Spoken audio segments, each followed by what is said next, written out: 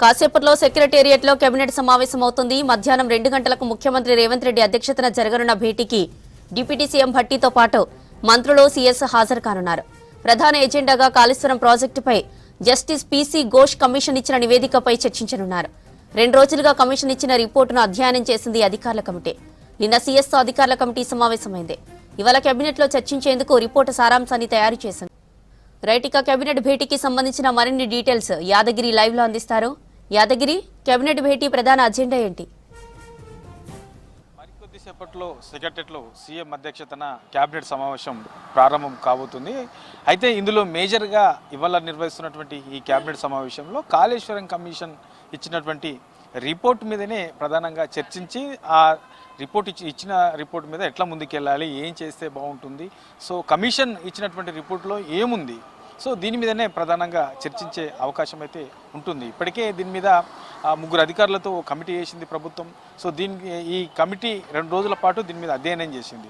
So 650 పేజీలకు పైగా ఉన్నటువంటి రిపోర్టుకు సంబంధించి సో ఇందులో కమిషన్ చేసినటువంటి ఈ విచారణలో అందులో ఏ అంశాలు చేర్చింది, సో ఎట్లాంటి దాంట్లో అక్రమాలు జరిగాయి, సో ఆర్థికపరమైనటువంటి అంశాలు ఎట్లా అందులో తప్పుదోవ పట్టించారు, తర్వాత అధికారులకు సంబంధించి ఏ అధికారి ఈ నిర్మాణానికి సంబంధించిన దాంట్లో కీలకమైనటువంటి అధికారులు ఎవరెవరు ఉన్నారు, దానికి సంబంధించి ఆ అధికారులు ఎవరెవరి తప్పిదాలు ఉన్నాయి, ఇట్లా ఓవరాల్గా ఈ అంశాల మీద కూడా ప్రభుత్వం ఏదైతే కమిటీ వేసిందో ఆ కమిటీ 2 రోజుల పాటు కూర్చొని దీని మీద ప్రత్యేకంగా అధ్యయనం చేసింది. నిన్న సాయంత్రం సీఎస్తో కూడా ఆ 3 ఎవరైతే అధికారులు ఉన్నారో కమిటీకి సంబంధించిన అధికారులు వాళ్ళు ప్రత్యేకంగా సమావేశమయ్యారు. ఇవాళ క్యాబినెట్లో పెట్టాల్సినటువంటి అంశం, క్యాబినెట్లో చర్చించాల్సినటువంటి అంశం కాళేశ్వరం రిపోర్టుకు సంబంధించినటువంటి సారాంశం, పూర్తి స్థాయి సారాంశం ఏందనేది ఒక రిపోర్ట్ కూడా తయారు చేశారు. సో ఆ రిపోర్ట్లో ఆల్రెడీ ఆ రిపోర్టుకు సంబంధించిన అంశాలలో కూడా మేజర్గా అందులో గత ప్రభుత్వ సంబంధించినటువంటి పాలకులకు సంబంధించి అందులో తప్పిదాలు ఉన్నాయి. వాళ్ళు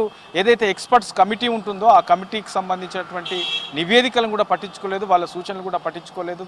ఇట్లా ఓవరాల్గా తర్వాత కొంతమంది అధికారులు కూడా గతంలో ఉన్నటువంటి పాలకులు గుడ్డిగా అధికారులు వాళ్ళు చెప్పింది వీళ్ళు చేశారు, ఆ నిబంధనలు ఏమున్నది కూడా చూసుకోలేదు. సో తప్పిదాలకు అధికారులు కూడా కారకాలని చెప్పేసి ఆ రిపోర్ట్లో ఉన్నది. మళ్ళీ ఇవాళ జరిగే ఈ సమావేశంలో మరి ఏం చేద్దాం, ఇందులో ఈఎన్సీకి సంబంధించినటువంటి సీనియర్ అధికారులు ఉన్నారు, తర్వాత గత ప్రభుత్వ పాలనలో ఉన్నటువంటి అప్పుడు సీఎంగా పనిచేసినటువంటి కేసీఆర్, తర్వాత ఆర్థిక శాఖ మంత్రిగా పనిచేసినటువంటి ఈటల రాజేందర్, తర్వాత హరీష్ రావులకు సంబంధించిన దాంట్లో కూడా ఆ రిపోర్ట్లో చేర్చారు. కాబట్టి మరి ఈ విషయంలో ఎట్లా ముందుకెళ్ళాలి, ఏం చేస్తే బాగుంటుంది అనే దాని మీద ఇవాళ జరిగే సమావేశంలో ప్రధానంగా చర్చించి దాని మీద ఒక స్పష్టమైనటువంటి నిర్ణయం తీసుకునే అవకాశం అయితే కనబడుతుంది. ఇప్పటికే దీని మీద 2 రకాల చర్చలు కూడా జరుగుతూ ఉన్నాయి. సో ఏదైతే కాళేశ్వరం కమిషన్ రిపోర్ట్ ఇచ్చిందో ఆ రిపోర్టుకు సంబంధించిన అంశాలలో ప్రత్యేకంగా అసెంబ్లీ పెట్టి అసెంబ్లీలో చర్చించి అందులో ఎక్కడెక్కడ తప్పిదాలు జరిగాయి, ఆర్థిక పరమైనటువంటి అంశాలలో ఎట్లాంటి తప్పిదాలు ఉన్నాయి, తర్వాత ఆ నిర్మాణానికి సంబంధించి ఎక్స్పర్ట్స్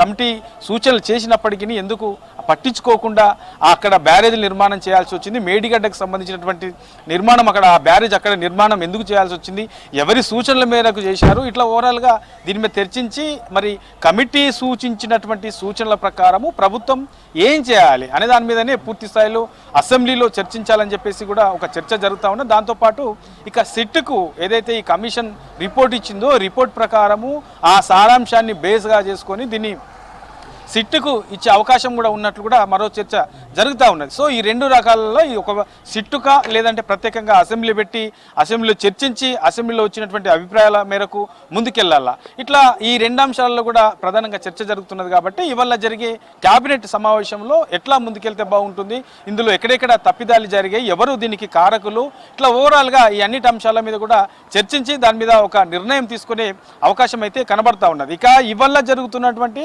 ఈ ఈ కేబినెట్ సమావేశంలో మేజర్గా ఈ కాళేశ్వరం కమిషన్కి సంబంధించిన ఇచ్చినటువంటి రిపోర్ట్ మీదనే ఆధారపడి ఉంది. దాని మీదనే పూర్తి స్థాయిలో చర్చించి ఎట్లా ముందుకెళ్ళాలి, ప్రభుత్వ నిర్ణయం ఎట్లా ఉంటే బాగుంటుంది.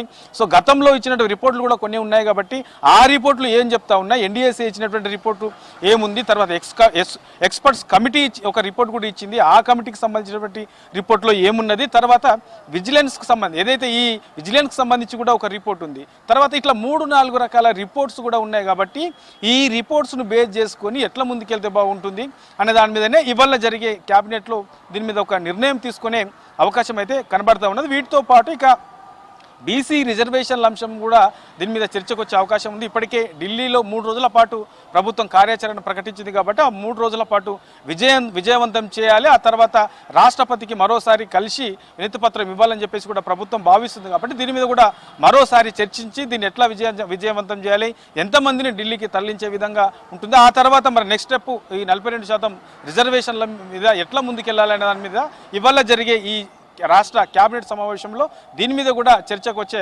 అవకాశం అయితే ఉంటుంది. కానీ మేజర్గా అయితే ఈ కాళేశ్వరం కమిషన్ ఇచ్చినటువంటి రిపోర్ట్ మీదనే ఆ ఎక్స్పర్ట్స్ కమిటీ ఇచ్చినటువంటి సారాంశానికి సంబంధించినటువంటి రిపోర్ట్ మీదనే చర్చించి దాని మీద ఎట్లా ముందుకెళ్లాలనే దాని మీదనే మేజర్గా చర్చ ఉండే అవకాశం అయితే ఉంటుంది జ్యోతి.